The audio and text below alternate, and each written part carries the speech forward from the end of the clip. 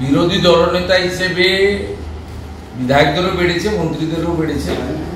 বিরোধী দলনেতা হিসেবে আমি যে বাড়তি বেতনটা পশ্চিমবঙ্গ সরকার আমাকে দিচ্ছেন 40,000 টাকা করে, এটা অনেক আগে বিধানসভায় পাশ হয়েছে এবং আপনার রাজ্যপালের সাইন টাইন ইত্যাদি, এটা এখন কার্যকর হয়ে গেছে এবং আমার তো না নেওয়ার উপায় নেই, কারণ অ্যাকাউন্টে পাঠায়।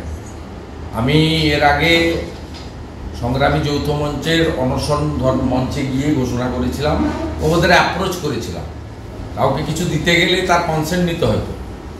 আমি অ্যাপ্রোচ করেছিলাম যে সরকারি কর্মচারী, শিক্ষকদের, পেনশনার্সদের যে ডিএ আন্দোলন, এই আন্দোলন এখন সুপ্রিম কোর্টে আইনি লড়াই চলছে।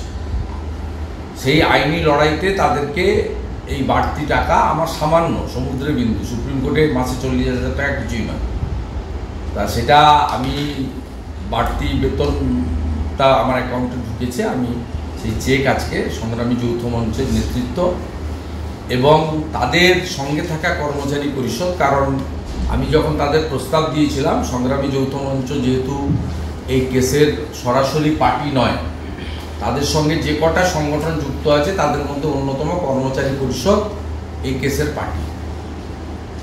সংগ্রামী যৌথ মঞ্চের নেতারা সেদিনও আমাকে বলেছিল যে আমরা টাকাটা আপনার এইটা গ্রহণ করব, মহৎ উদ্যোগ, আমরা এটা কর্মচারী পরিষদকে দিয়ে দেব, তারা লয়ারদেরকে পেমেন্ট করবেন বা ল ক্লার্কদের পেমেন্ট করবেন, সুপ্রিম কোর্টে যাতায়াত খরচ করবেন বা এই খাতে ব্যয়।